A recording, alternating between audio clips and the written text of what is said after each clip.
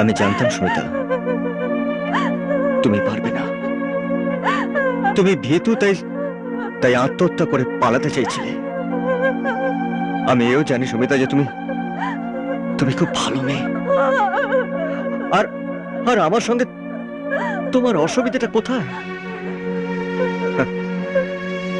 একমাত্র আমি আমি গরিব বলে।